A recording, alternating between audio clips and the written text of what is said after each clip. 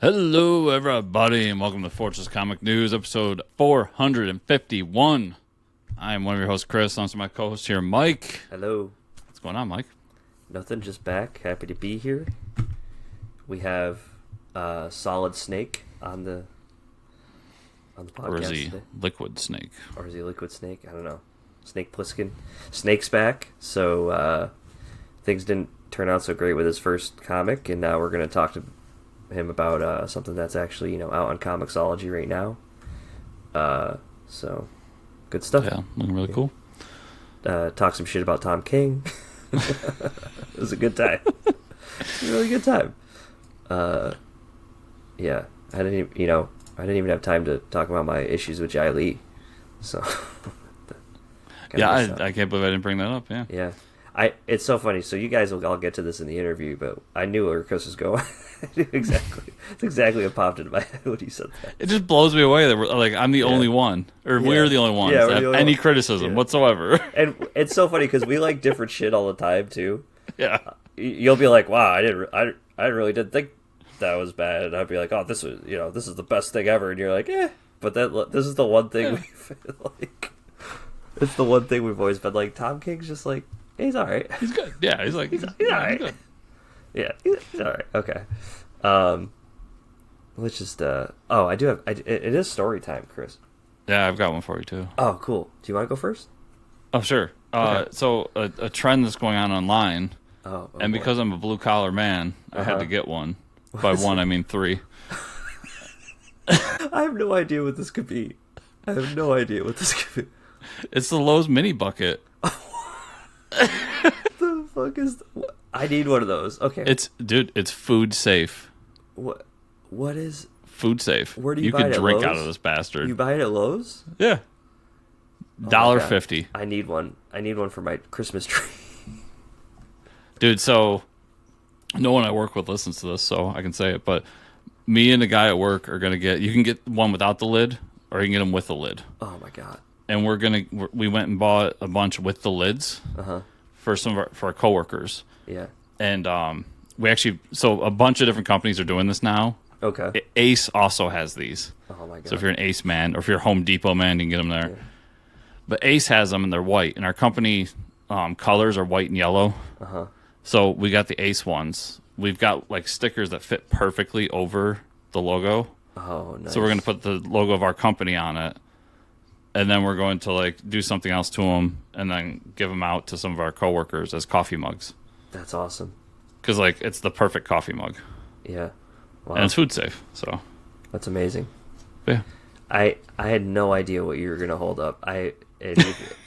Mini bucket from Lowe's would have been my last. Well, what's funny too is as we were talking in the interview, I had my Amazon Prime up to look at Snake's book, and when you have, I don't know if anybody uses Amazon on their actual computer, but when you do, your cart is on the side, and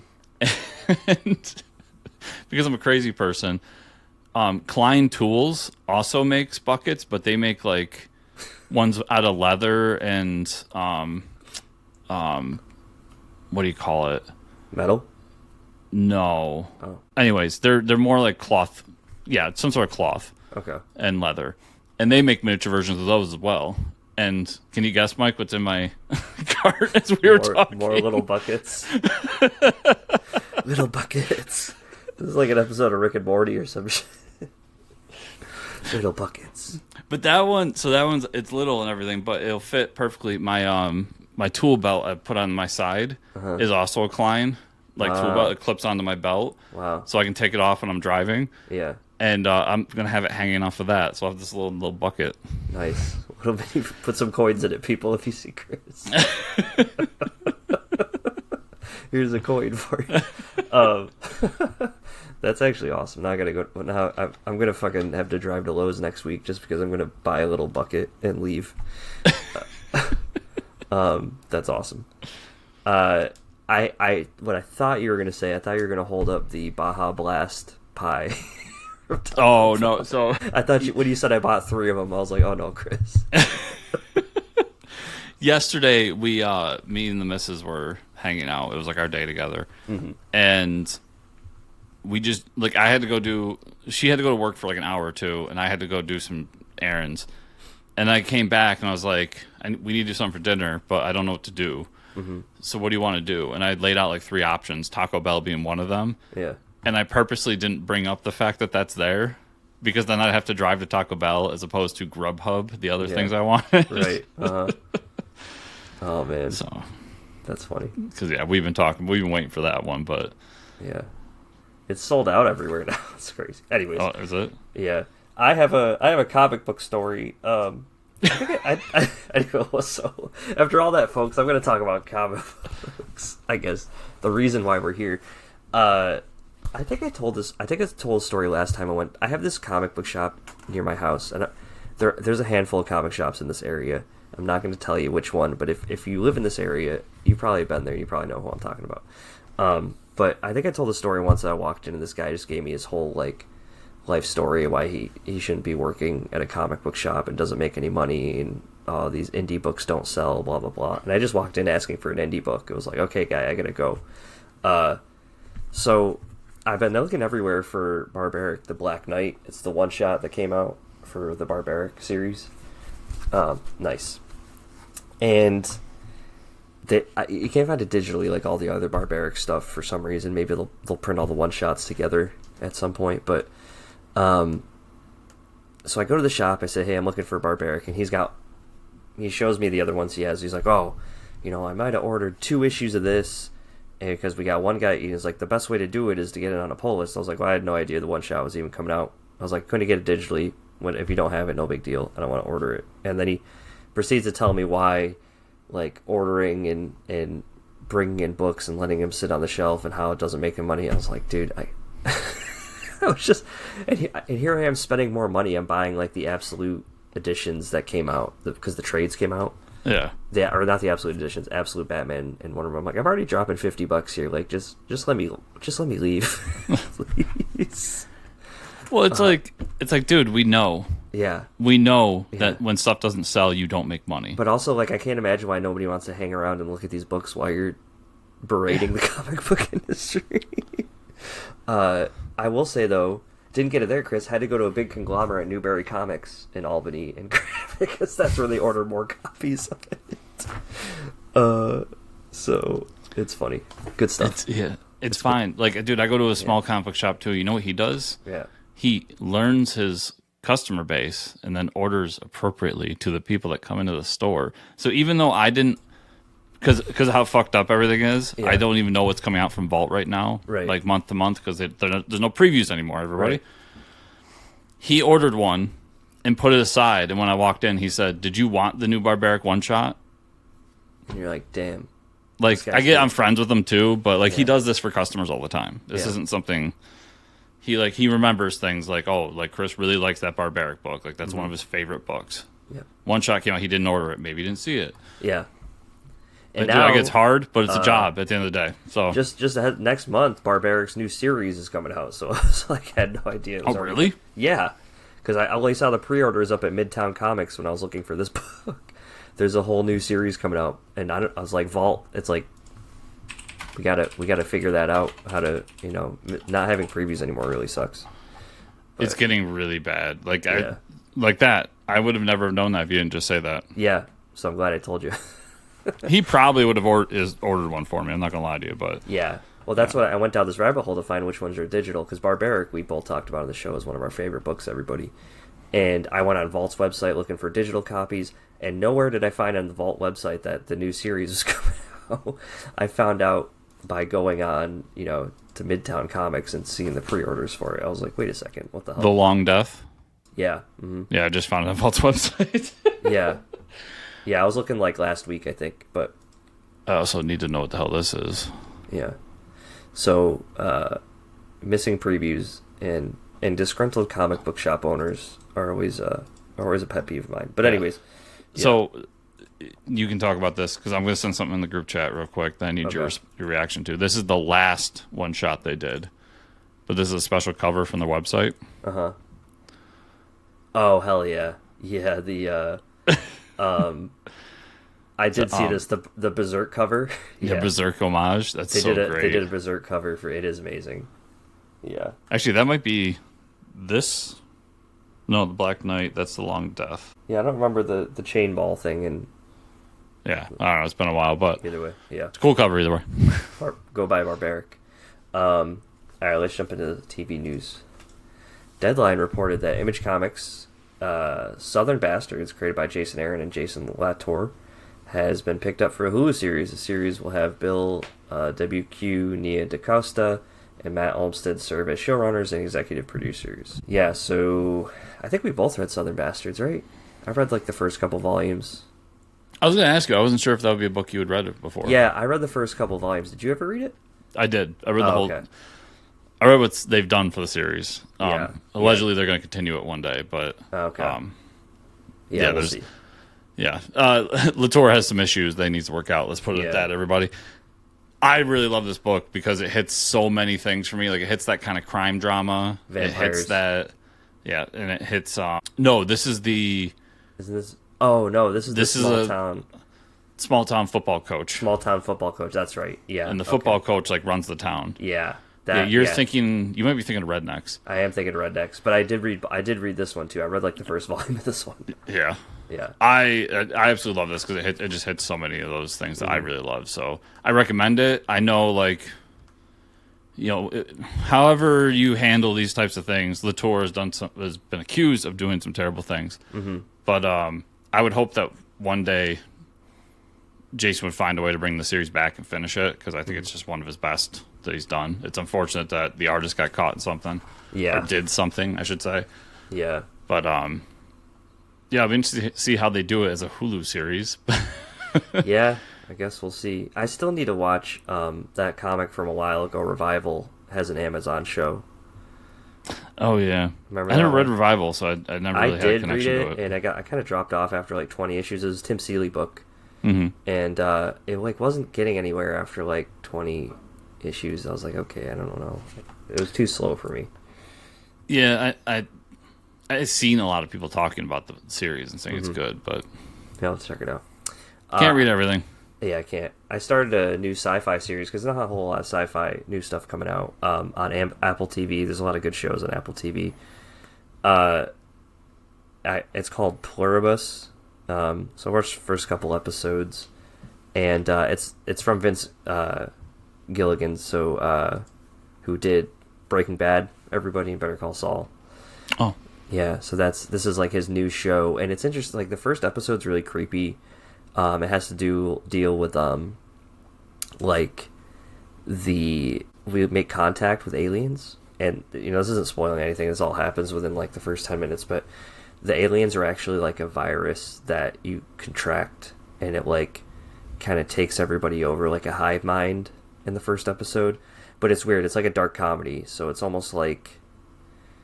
Some of the parts of like Breaking Bad were very serious and like action packed, where other parts were like, okay, this is kind of silly, like dark humor. So it's a drama, but it's dark humor. And the first couple episodes are interesting because I don't want to spoil too much, but like she can't be infected, and there's like the whole world is pretty much infected. So like, what does she do next? And there's some like really creepy moments, just like understanding this organism and like her and like the things they talk to her about. So.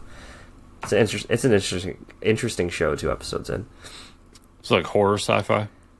Not really horror. It's like unsettling. It's okay. So like it's more like the thriller suspense. Yeah, thriller suspense. It's not horror.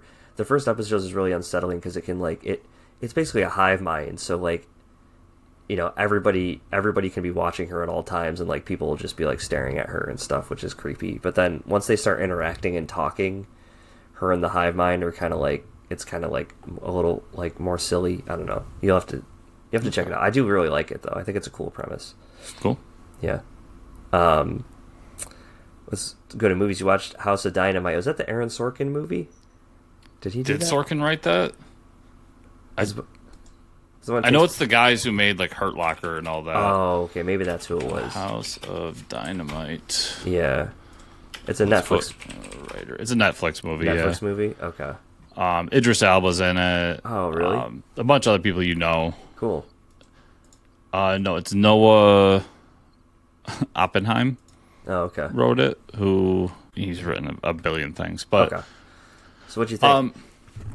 I think it's good, but it's an experimental movie in a genre that doesn't do experimental movies. So it's a military thriller about the day that a nameless country is able to shoot a nuke into the continental United States. And you see this happen through 3 different versions of it. So it's basically 3 short movies about the same event. And how they try to stop it from, blow it up in the air, up into the point where it hits. And it ends up hitting, I think, Chicago. You see it from the people that work for the intelligence agency. You see it from the people that work in the Department of Defense, or Department of War, as we're calling it nowadays. And then you see it from the president, Idris Elba's position. Oh, Idris Elba's the president? Yeah, he's the president, yeah. Oh, hell yeah. And I think it, throughout it, there's very suspenseful, moments, and there's very great character moments and everything. But what it really feels like at the end of the day is the beginning of another movie. Oh, really?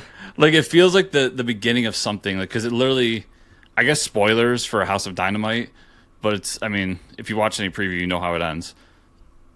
It ends at the moment of impact. Oh. So in a normal kind of movie in that genre, the moment of impact would be the impetus to move on to the big, scene. Yeah. And this kind of just... It's like an episode of 24. Kind of, yeah. Except it's literally 16 minutes. Dude, that's like a 24 cliffhanger episode.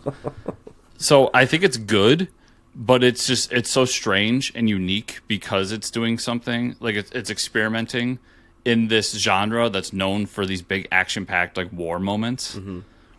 So yeah, if you're really into that type of movie, I would say check it out. But I saw the preview for it and I was like, it looks interesting and I want to see something something different from what I normally watch is what I wanted.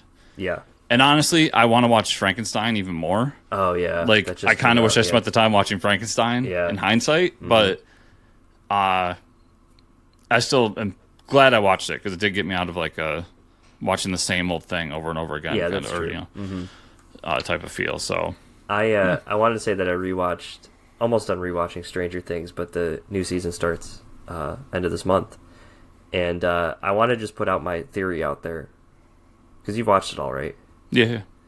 I think Papa, so I do think there's going to be time travel in the season. Not even talking about the trailer that came out, but I think Papa is actually, and this is a crazy unhinged take, but I think it's Steve who travels back in time to train 11 to fix everything. Because if you look at both these characters, the guy who plays Papa and the guy who plays Steve, their hair is both fabulous. Remind me who Steve is? Huh? Remind me who Steve is? Steve's the one. Steve was the jock that she dated, that Nancy dated in the beginning of season 1 with the baseball bat that's best friends with Dustin. Oh, okay. Yeah, the 2 Scoops guy. Yes. Yeah, and Papa. They have the same hairdo and they look very similar. I was like, dude, I swear to God, something's going to happen where he has to go back in time and save the town and everybody as he gets older. That's an amazing theory. Also, as a side note, I saw a picture recently where the actor who played Steve officiated a friend's wedding in the 2 Scoops, or whatever the thing's called, Scoops ice cream. That's so funny. Outfit. That's amazing. I wonder how they got him to do that. I don't know, but it's a hilarious image when you see it. I'll have to look it up. That's awesome. But that's my theory, so if it happens, I don't know. Netflix Heard it here first, everybody. Yeah. Something that we needed more of in comics, Chris, was another big event. We do. I'm going against you on this one. It's true. Okay. Everybody needs big events all the time. Yeah, all the time. No, I'm sure this will be cool. Marvel announced their next big event series coming June 2026. It's 6 months away, so it's really not. I think by June we'll be ready. It's going to be titled Armageddon. The only info given about the project is a promotional image designed by Chip Zdarsky. What? Hell yeah. It's going to lay the groundwork for Chip and Valerio's Captain America run, as well as laid out what's to come that will lead to the events, or for the end of the Ultimate Universe, introduction of origin boxes, and finally series that lead up to the events of Armageddon. This series will be titled Wolverine Weapons of Armageddon. Hell yeah. It's a 4-issue series written by Chip and art by Luca Maresca. That's the way you start off an event. So Armageddon strikes the Marvel Universe. An old acquaintance drags Logan in the search for a new abducted mutant subject. The terrifying methods of defunct Weapon X program are revealed to be alive and well. Wolverine follows the scent of the feral Tyler. In the scent of his own trauma, he finds himself in a deadly race against a super soldier creating corporation called Prime Warrior, which has just hired a familiar face, the fully armed and upgraded Nuke. Nuke just looks like Major Force, which is awesome. Nuke is awesome. Yeah, he's such a good villain. I didn't know that was a character, but he looks dope. Yeah, he's literally a evil. He was evil Captain America before there was an evil Captain America, but he tattooed the American flag on his face. Having the tattooed American flag on your face is fucking unhinged, dude. That is some crazy shit. It's fucking awesome. How much do you love America? This much. I love that character. I love everything they're talking about here. It's funny though. I guess I'm buying a Wolverine book, Mike. This is crazy. I have to read this shit. I want to see this guy with the American flag get fucked up.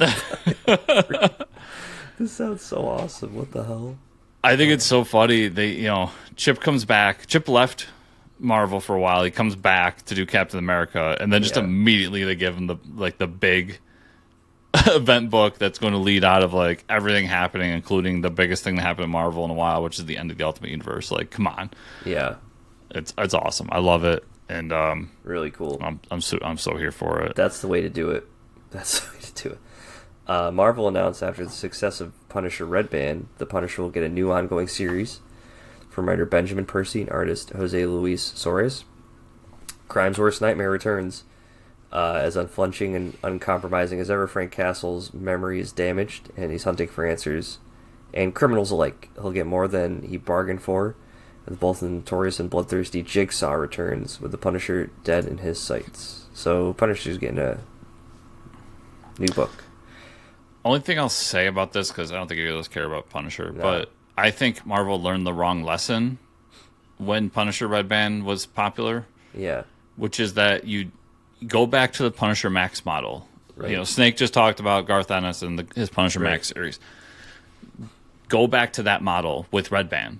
Yeah. Like, call it Punisher Red Band. Keep coming back to it. Every, do 4 issues, take 6 months off. Do 4 issues. Right. Ongoing, it's going to fade off, and you're not going to see these numbers. No. But corporations are going to corporate, and they're going to do things like this because that cover is dope, though. I do love that cover. Yeah. And I've heard from Punisher fans they like Benjamin Percy, but that's cool. I just think you'll get more of a splash. I think he's one of those characters you can get a splash where you do like 4 to 6 issues and then go away and then come back. Right. Yeah. And also, like, how many times can you do Punisher? Really, Well, how many times can you do anybody? But yeah, that's true. But I feel like he's one of those characters that he does one thing. Right. Exactly. Marvel has finally announced who the next Sorcerer Supreme will be.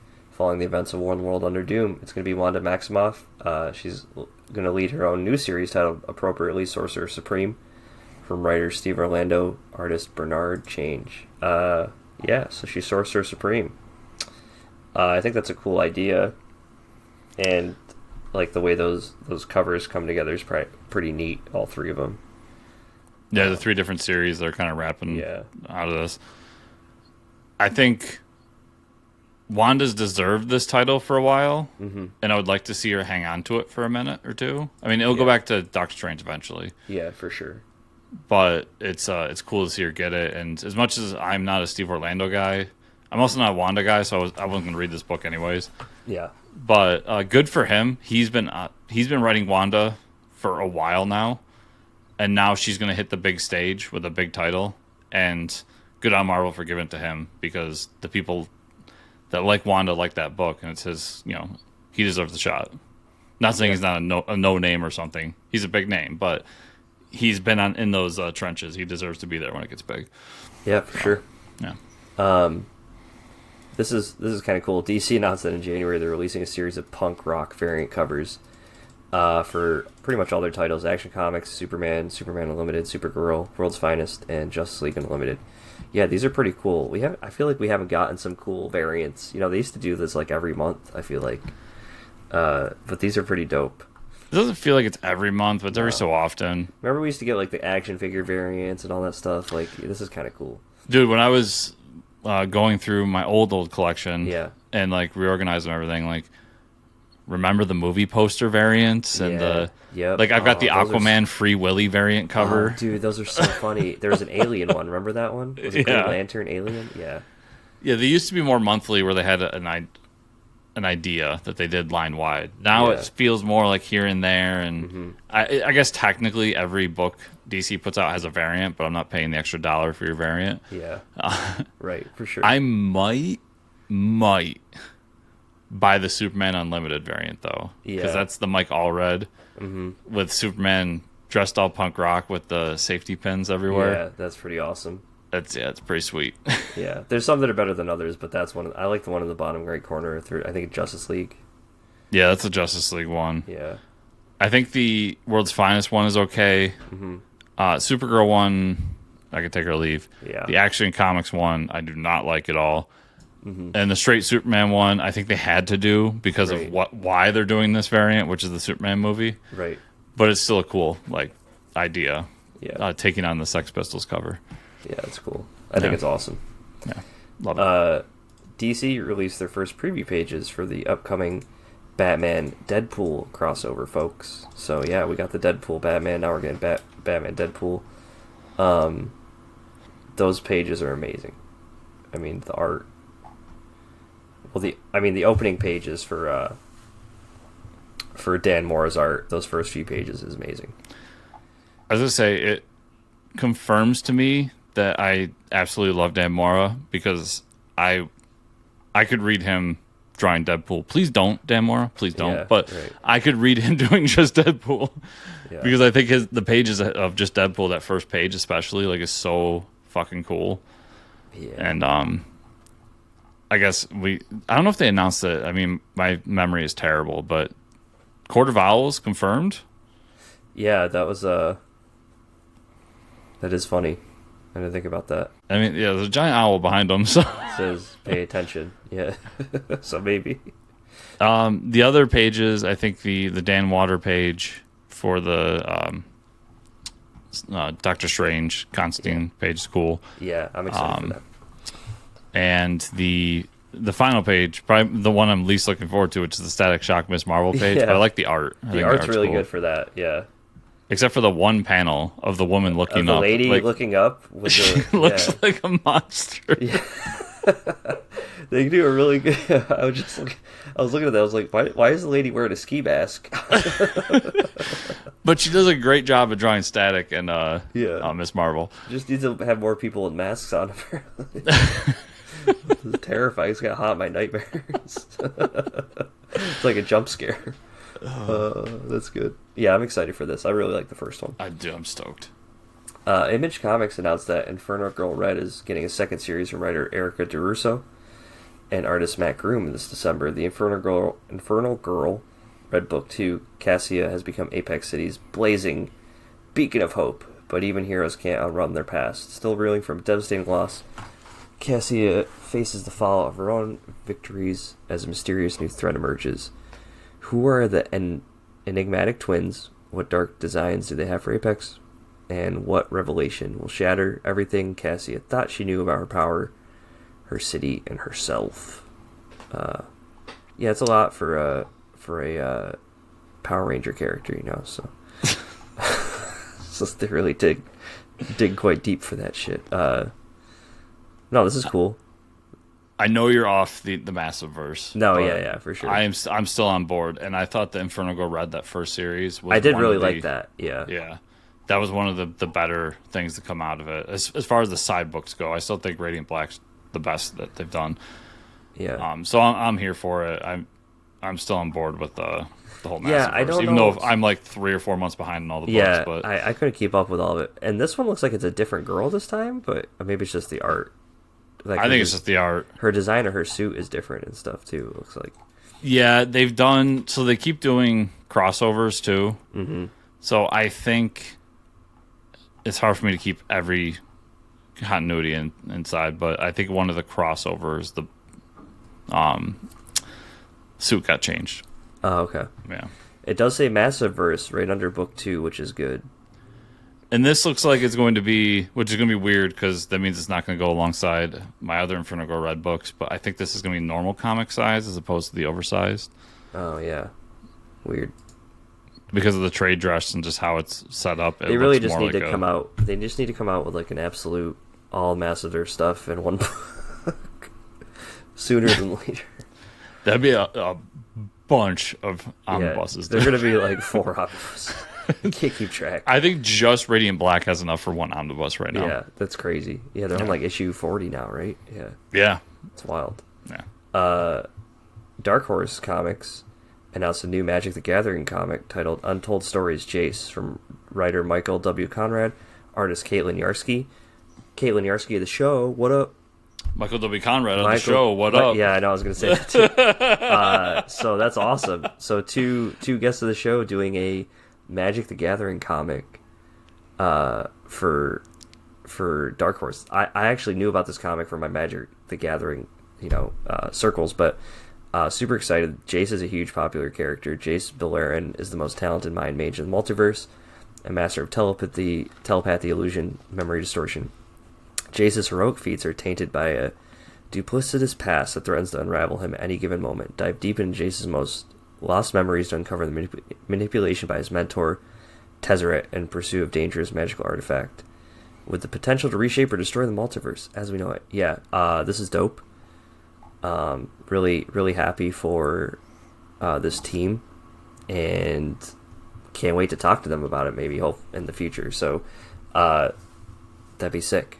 And I mean, we've been enjoying these last few Magic books they put out. Jed McKay's last book was really good. Yeah, I haven't read the Dark Horse stuff. Yeah. I think I'm falling off just because of everything else we're reading. That, and there's not like a singular continuity again. Like it's back to the Dark Horse style, which is like tell these little mini. I liked when Jed McKay was telling get these planeswalkers together and tell a story. Like just go with it. Yep. And I thought that flowed much better than these like little mini series. Mm-hmm. But who knows? Dark Horse has been around for a long time, so it's part of the reason why back in the day I didn't read a ton of Star Wars books from Dark Horse. Same thing, all over the place. Yeah. Yeah. Anyways, I will say Jace, as far as a character, was always one of my favorites from the novels, from the comics I read back in the day. Yeah, he's pretty iconic. As someone who used to play the series, Jace can fuck himself real hard. Yeah, because he's mono the worst color to play against. But he's definitely an interesting character. I'll say that. Yeah. I'm excited for this. I'm going to check it out. I do like that it's like a one-shot story. I've been checking these out when they come out in trades. I think the stories go a lot better that way. I think, that's the back and forth. Like, I like the ongoing nature of things. I like things that like kind of get time to tell this big story with a cast of characters.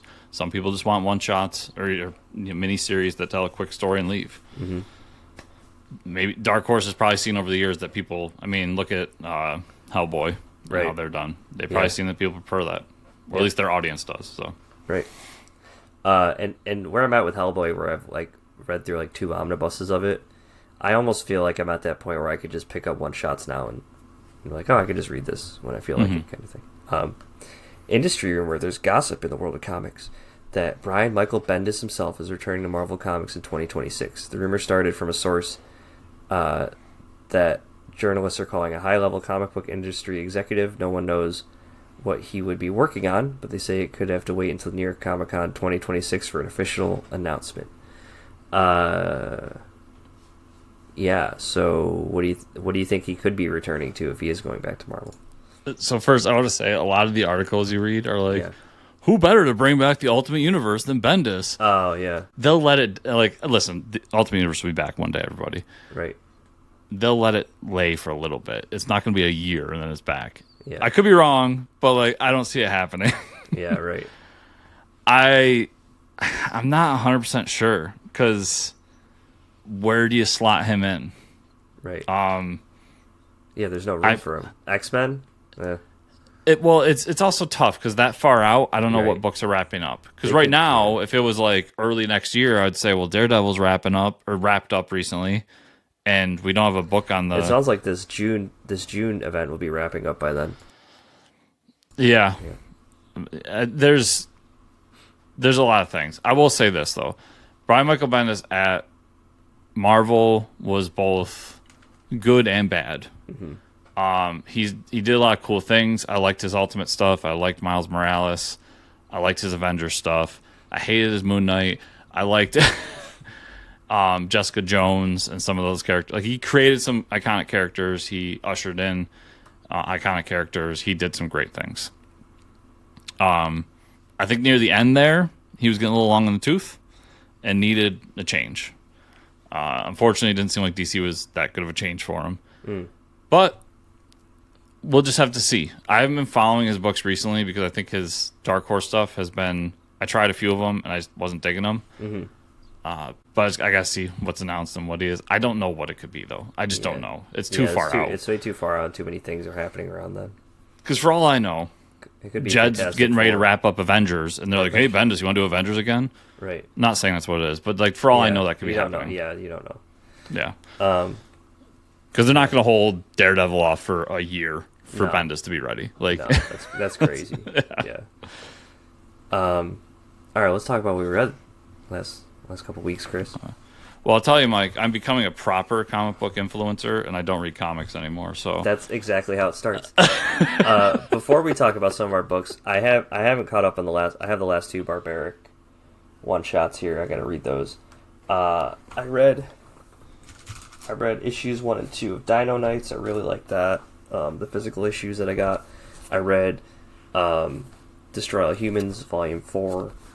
This volume was a lot cooler because it felt like a Yu-Gi-Oh book where they're like playing a lot more Magic and like the monsters are doing shit like around them, you know, kind of how like you, not in real life, but the art's like that. So and then I read 4 volumes because I realized it's all up on Hoopla through my library.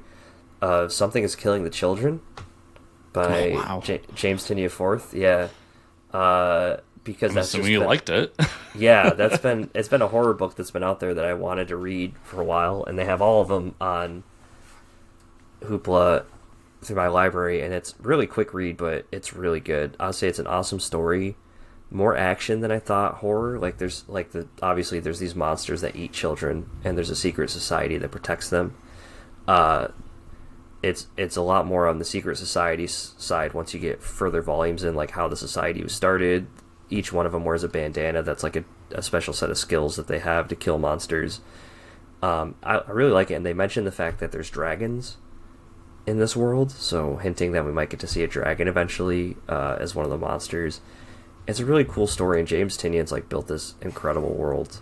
I wouldn't be surprised if it's not like a TV show one day. So, yeah, 4 volumes is a lot, but I was like, I gotta get through this. Godzilla number 4, that's the ongoing. It's a cool story. I like that their approach to it is doing it. It's Tim Seeley's book. It's more like a manga, but I think I'm going to start trade weighting it just because I think it's going to read better as a trade for me. Absolute Green Lantern number 8. So we get the backstory of Joe, who has the Green Lantern ring right now. We find out her ex-wife works for the DEO. We know the DEO is like the X-Files of DC Comics, right? This like underground government FBI. She ends up later. We get the backstory of the ex-wife, but then we know that Hal Jordan has the black hand on him, and he's like suffering. So we end the issue with like her showing up at her door and saying she needs help. The little side note Easter egg of this issue was they're drinking coffee from a coffee shop, and it's Alan Scott's coffee shop. So I don't know if Alan Scott is, maybe he just owns a bunch of coffee shops and he's not relevant to the story at all, or maybe we'll see Alan Scott eventually. So that was kind of funny. Absolute Superman 13. Superman's at all-out war with the Peacemakers in Kansas. This is like the hunker down in Kansas and like fight the army with like a bunch of hillbillies. I think the last issue I read, Ra's al Ghul was about to come to Smallville. Yeah, so this is the next That issue. was 12? Yeah, that was 12. Okay, yeah. Yeah, so this is the big fight, and then you'll see the fallout from that. It was crazy. But, like, the end is Ra's shows up with this giant, like, buster sword made out of kryptonite. And that's how the issue ends. And I was fantastic. This is fucking metal, dude. So, yeah, you're going to love the issue. Batman number 3 is a good issue. We see that Tim Drake is the Robin right now, as his friend's suspicious of him going out with Batman, keeps coming back, getting injured. A kid was filming the Batarang get planted, because we know that the GCPD is going after Batman. They framed him to killing a cop, so there's a kid that has a video of it, and he's going to a reporter. There's also this brain device that's being implanted by patients in Gotham and Arkham, and like one of those patients was the Riddler, so we see that, and then we see this cool, we always get to see some cool gadgets now with this new Batman book, so we get to see this stealth suit, which was awesome. This is Batman, Rick Remender's Batman, or Matt Fraction's Batman, I mean? Yeah. Oh, that came out this week, that's why. Okay. Yeah. You're good. Issue You're 3, good. yep.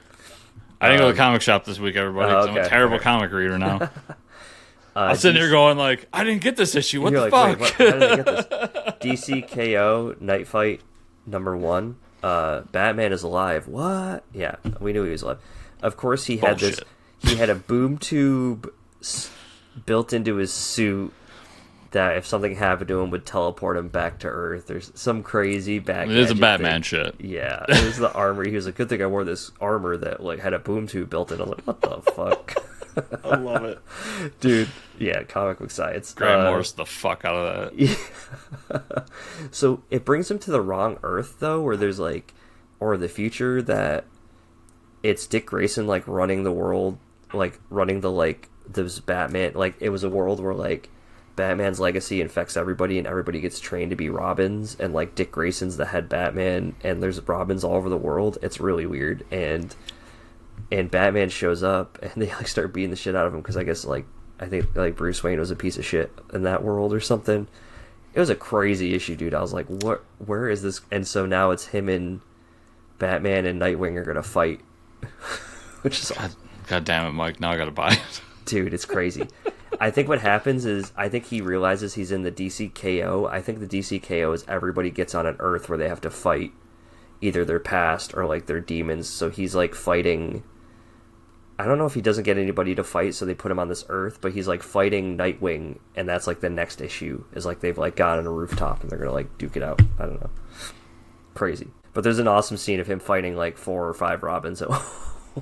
I'll see when I finally go to the comic shop. If it's there, I'll buy one, and then I'm in. But if it's not there, it doesn't exist to me. Absolute Flash number 8. So we find out that the Thawne is actually the granddaughter of Eobard Thawne, and how she actually started working with Barry Allen to like kick off his research. Like she was the one that kind of used his research for bad. We find out that Eobard was like opened the portal to this red matter universe, red matter verse kind of thing, and he was already sucked into there, and that's where he's been. So we find out they're opening a portal, and that they find someone has already been there, and the someone kind of looks like I think it was made to look like the Legion of Doom ship, like the helmet. And so I don't know if that's true or not, but it's a crazy story. And then Barry, we see like Barry opening the portal and meeting Eobard Thawne like before Barry dies, and he says that something about like Eobard tells him that Wally West needs to be the Flash kind of thing. So there's like a bigger story happening here that's kind of cool. Some Flash shit, you know. Lucky Devils 5 is really good. We see more conflict between the humans and the devils. More people are starting to revolt in Hell because they like what's happening. New Gods 5, Black Racer arrives. Awesome. Couldn't wait for it. There's some cool fights being set up, and Desaad is fighting Mr. Miracle, which is really funny. It was a really funny way for him to destroy Mr. Miracle, because Mr. Miracle can get out of every trap. Yeah. So Desaad like summons a Iron Maiden with like the spikes and puts it around himself. So like any pain that he feels, Mr. Miracle feels. it was really like these fights really felt like I was watching an anime or a manga, and I think they did a really good job because the New Gods have all these like weird special set of skills, and it's very like Naruto or like One Punch Man, and that's the way they did the matchups, and I thought it was a really cool way to approach it. So, first, quick fun fact: last time an Iron Maiden was used in real life, 1988, Saddam Hussein. Really? Yes. Oh man. Yeah, that's a recorded thing. It might be 89, but anyways. Wow. Black Racer. So excuse my DC ignorance here, but Black Racer is one of the New Gods.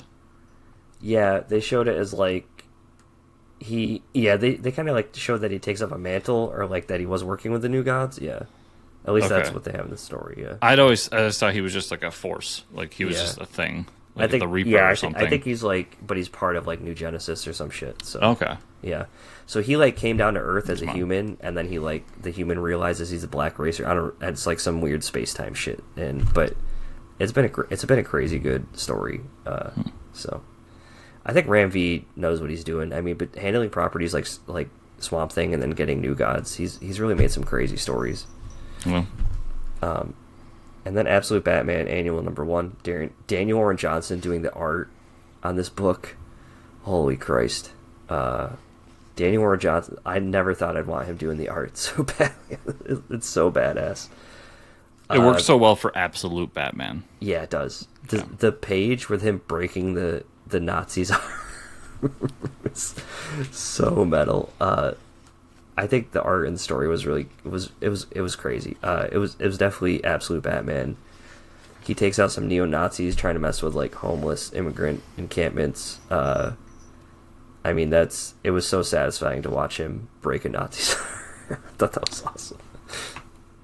I'll say though, it was very over the top violent, and this was like a book of contention recently, and I think that everybody should go out and read it because it shows two sides of how to deal with it, like this type of thing. And I think I fall more on the preacher side, of like compassion and caring can like bring a person over to where at the end of I'm going to spoil it for everybody, so spoilers, but to where at the end of the book, like Batman almost feels bad.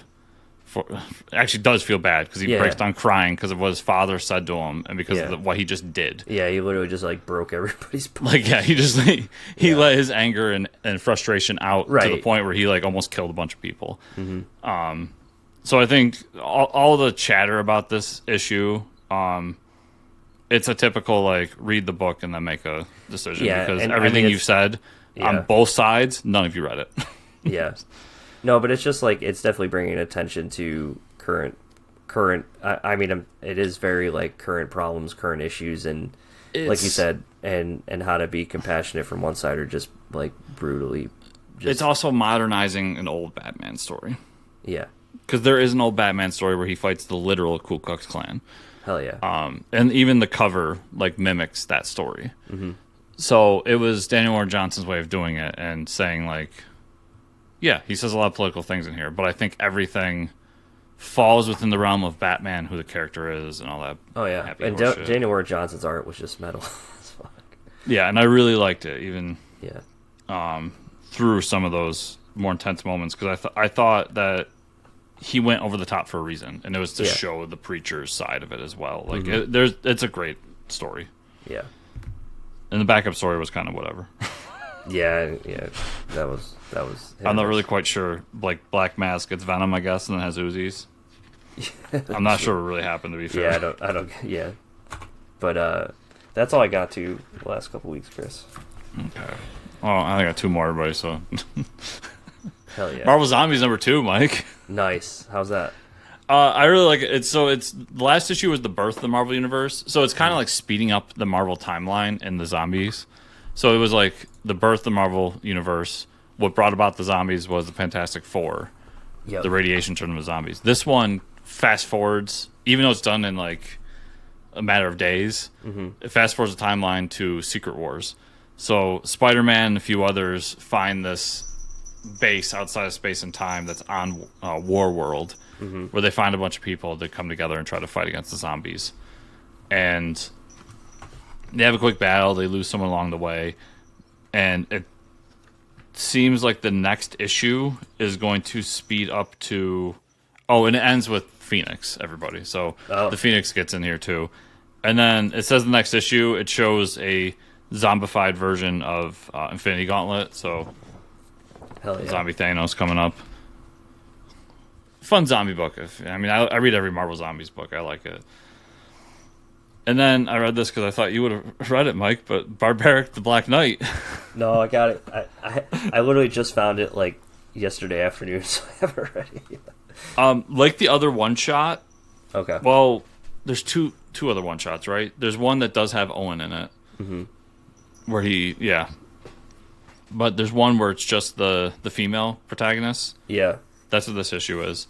And long story short, they find out that there's another person out there, the Black Knight, who has a talking weapon, the mace. Yeah. And it's kind of the birth of that. And it literally does, at the end, lead into, like, hey, there's more to come. So I did have the feeling that there was another book coming. I just wasn't sure. I didn't know it was so soon. Yeah, me either. I thought it'd be something like, well, in the next couple of weeks, Mike and I are talking about a new Barbaric yeah, I know. book. It's crazy. Yeah. Even though we probably did talk about it on the show, and I just forgot. Yeah. It's hard to tell these days, man.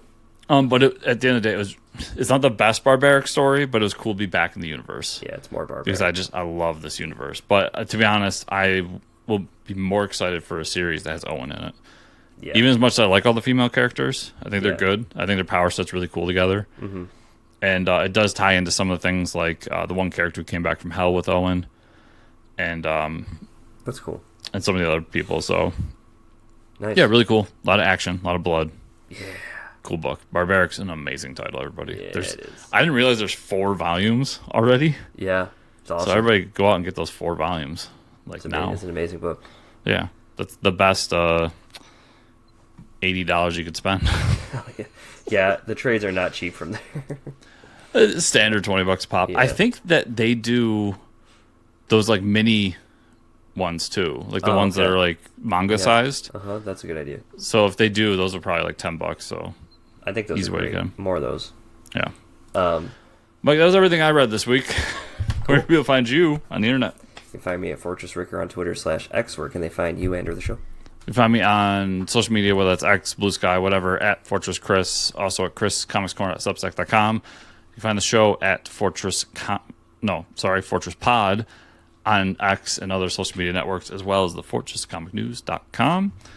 And if you want to support the show, 5-star reviews on the podcatchers is always great. And then head over to the YouTube version of the show. Or if you're watching the YouTube version, subscribe to the channel, like the videos, comment down below, let us know what you think. And you can always head over to patreon.com/FortressComics for more. Thank you all so much for watching and or listening this week. See y'all here next week.